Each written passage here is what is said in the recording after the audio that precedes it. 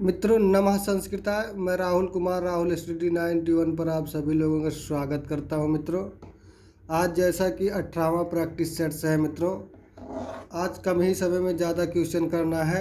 देख लीजिए पहला क्वेश्चन क्या कह रहा है। अमुष्यई अमुष्यई शब्द में विभक्ति है तो ये कौन सा विभक्ति है? चतुर्थी विभक्ति है मित्रों। सीता का सीतई, लता का लतई लतई, ठीक है। तो इस प्रकार से क्या है हो जाता है, ये किस में स्त्रीलिंग में बनता है मित्रों, ठीक है। यहाँ देखेंगे चटका, चटका में प्रत्यय है, चटका में प्रत्यय टाप प्रत्यय है मित्रों। आगे बढ़ते हैं। अक्षर को कहते हैं, अक्षर को अविनाशी कहते हैं जिसका क्षरण ना हो, और ब्रह्म भी कहा जाता है, अर्थात सभी हो जाते हैं मित्रों। चार संयुक्त व्यंजन छ, त्र, ज्ञ और सरा है माहेश्वर सूत्र के सूत्रों के नहीं। अंतस्थ व्यंजन इनमें से कोई नहीं। तो यहाँ ध्यान देंगे, ये इनमें से कोई नहीं मित्रों, इनमें से कोई नहीं है। यहाँ देखेंगे 14 जो कहा गया है, यहाँ 14 माहेश्वर सूत्र की से निकली हुई ध्वनि है, तो ये डमरू से निकली हुई है। सर प्रत्याहार के अंतर्गत आने वाले वर्ण हैं, सर प्रत्याहार के अंतर्गत आने वाले वर्ण यही है सस्सर। उसके बाद चलते हैं मित्रों 7वें वाले क्वेश्चन पे। 7वां वाला क्वेश्चन देख लीजिए क्या कह रहा है। कह रहा है संस्कृत में संधियां कितने प्रकार की होती हैं? संधियां जो होता है संस्कृत में मित्रों, ये 3 प्रकार की होती है। स्वर संधि, व्यंजन संधि, विसर्ग संधि। यहाँ देखिए बनौषधि, बनौषधि शब्द में संधि होगी तो यहाँ कौन सी? वृद्धि स्वर संधि होगी। एचो ऐवा यावा सूत्र किस संधि का है? तो अयाज संधि का है मित्रों। यहाँ देखेंगे छंदोबद्धता किस में होती है? तो पद में होती है। छंद जो गाया जाता है वो पद में होता है मित्रों, ठीक है। अगला चलते हैं।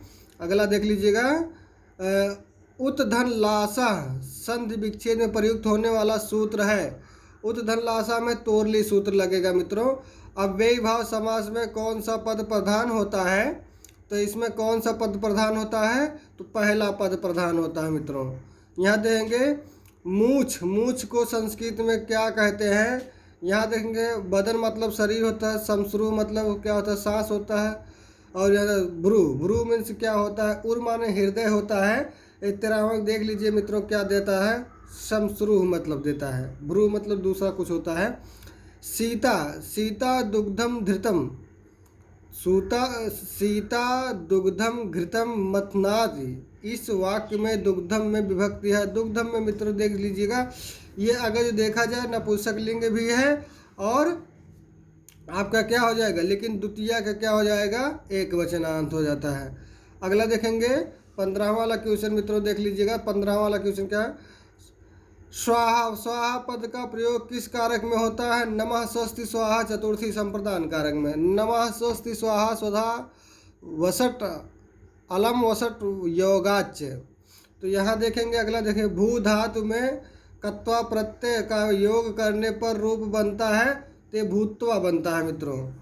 अगला देख लीजिए नवत हिंदी संख्या का बोधक है। नवत हिंदी संख्या का बोधक, यहाँ देख लीजिए नवत हिंदी संख्या का बोधक जो होता है वो 9 होता है कि 90 होता है कि 19 होता है कि 29 होता है? तो ये 90 होता है मित्रों। पश्यसि क्रियापद में प्रयुक्त लकार और पुरुष वचन है। पश्यसि अर्थात मध्यम पुरुष, लट लकार मध्यम पुरुष एक वचनांत, लट लकार मध्यम पुरुष एक वचनांत मित्रों। मुद्रा राक्षस ग्रंथ के रचयिता हैं।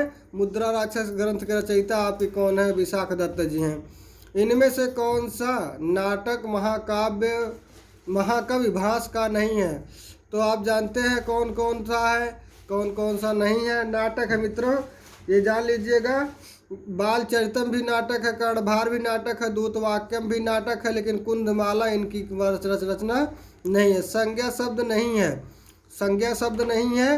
तो आप जान लीजिए ये ते सातौते, ठीक है। अगला क्वेश्चन देख लीजिएगा मित्रों। 22 वाले क्वेश्चन पे चलते हैं, तुरंत 22 वाले पहुँचे हैं। इनमें से कौन सा वाक्य शुद्ध है? इनमें से कौन सा वाक्य शुद्ध है? सातौते ते सा गच्छन गच्छन्ति, अहम खादन्ति ये गलत है, सह पठन्ति गलत है, तव आगच्छताम ये तो कुछ सही सही लग रहा है, पहला वाला और चौथा वाला। अब लेकिन हमें क्या करना है? देखना है कौन सा। तेन गच्छन्त है, मतलब गच्छन्ति है। तेन के साथ तृतीया का एक वचनांत है, यहाँ गच्छति होना चाहिए मित्रों, लेकिन ये गलत हो जाता है, ये तो सरासर गलत है ये तो, क्योंकि सा के साथ गच्छति लगेगा, बहुवचनांत नहीं लगेगा। यहाँ आम के साथ खादामी लगेगा, ये भी सही नहीं है, तो इसलिए डी वाला ऑप्शन सही हो जाता है। श्रीसा में कौन सी संधि है? श्रीसा में आप जानते हैं दीर्घ स्वर संधि है।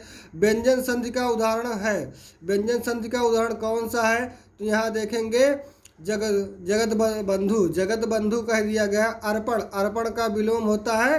अर्पण मतलब क्या होता है? दूसरे को देना, अर्थात यहाँ देखेंगे प्रदत्त होता है कि ग्रहण होता है कि क्या होता है, तर्पण होता है कि पर्पण होता है। तो यहाँ देखेंगे 25 का कौन सा हो जाता है? ग्रहण हो जाता है। यहाँ देखिए पितृ शब्द का चतुर्थी एक वचनांत क्या बनता है? तो पितृ शब्द का चतुर्थी एक वचनांत पित्रे बनता है मित्रों। अब अगला देखेंगे कितना चलते हैं, 27 वाला भवतः। भवतः तो आप तुरंत जान जाएंगे, भवति भवतः भवन्ति, तो ये क्या हो जाता है? द्विवचनांत हो जाता है। आप ध्यान देंगे कितना द्विवचनांत, द्विवचनांत किसका बनता है? नहीं मित्रों, गलत हो जा रहा है। द्वितीया का एक वचनांत, चतुर्थी का एक वचनांत, तृतीया का बहुवचनांत, द्वितीया का बहुवचनांत। भवतः विभक्ति और वचन बताना है मित्रों, ये क्या हो जाता है? द्वितीया का एक वचनांत हो जाता है। यहाँ देखेंगे संज्ञा,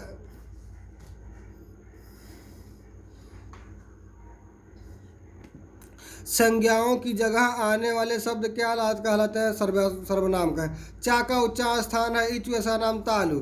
संस्कृत के प्रत्येक लकार में कितने पुरुष होते हैं? संस्कृत के प्रत्येक लकार में 3 पुरुष होते हैं मित्रों।